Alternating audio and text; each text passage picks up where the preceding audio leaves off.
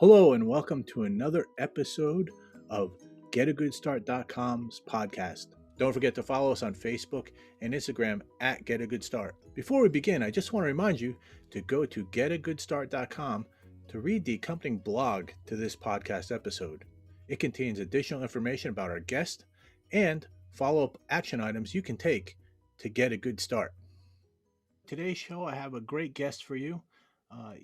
In America today, the small businessman is the mainstay of the growth of this nation.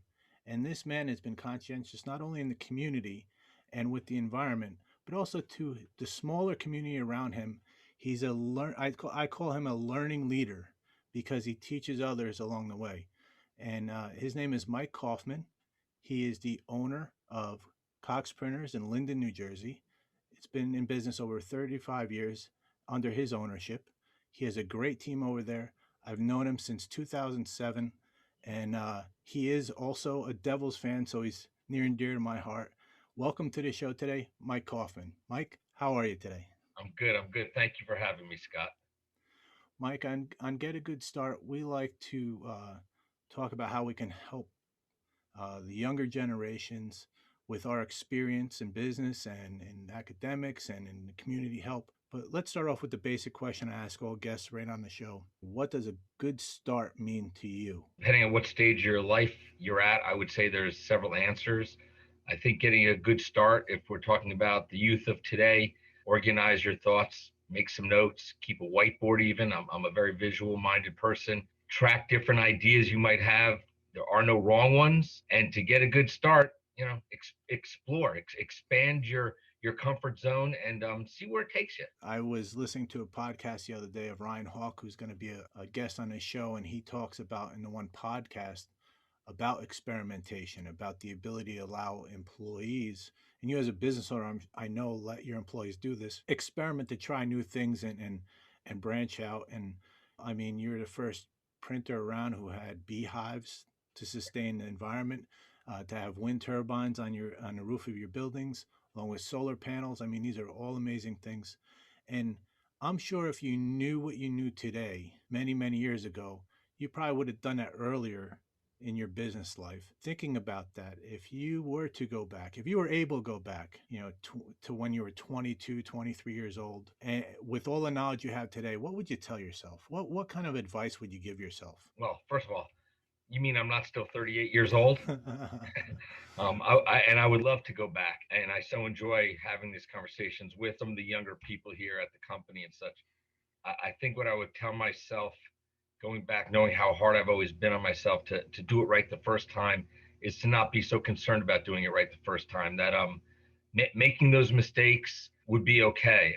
The second part of that would be, I never had the confidence to be willing to ask others who might have had more experience and knowledge and things I might have been interested in. I would never approach them. And a big bucket of advice is, if you see somebody in business doing something that you think you're intrigued by, most people would really be flattered if you just walked up and say, wow, that looks really amazing. Tell me more about what you're doing. People enjoy sharing what they're doing, especially when they have a passion for it.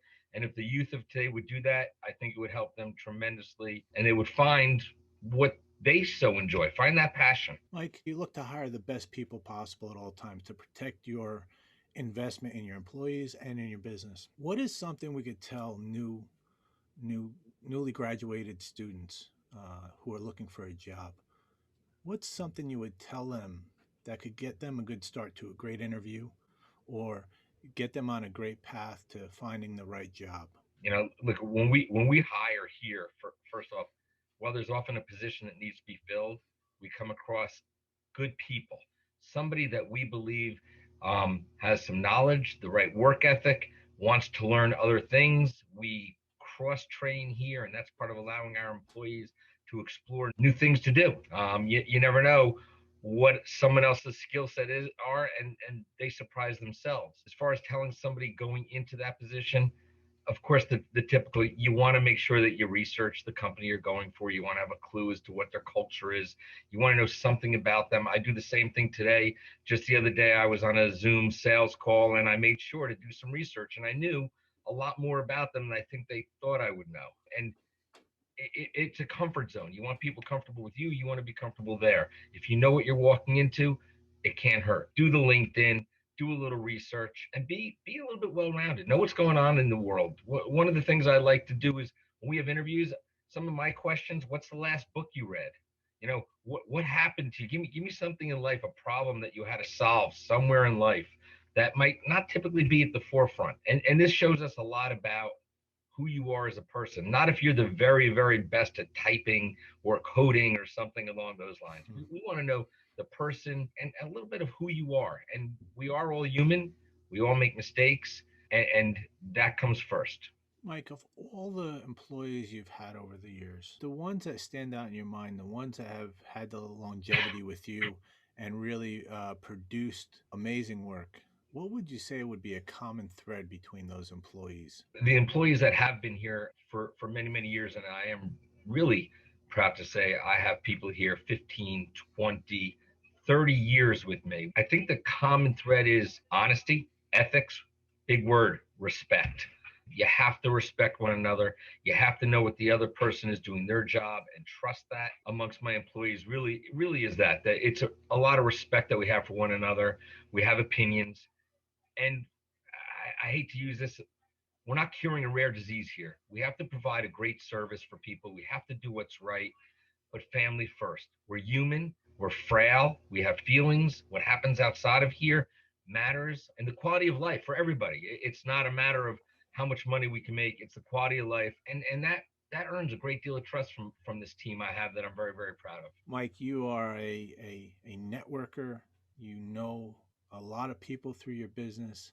You are involved in the community. You're parts of lots of organizations, chambers of commerce. So you're at a lot of events. You meet a lot of events. I mean, not in the last year because of the COVID situation, but when you were at a lot of in person events, what is a piece of advice you can give to the younger generation to make the most of networking opportunities when they do come up and they're in person again? What's something you found to be very successful for you in forging real significant relationships that have helped you both personally and in business?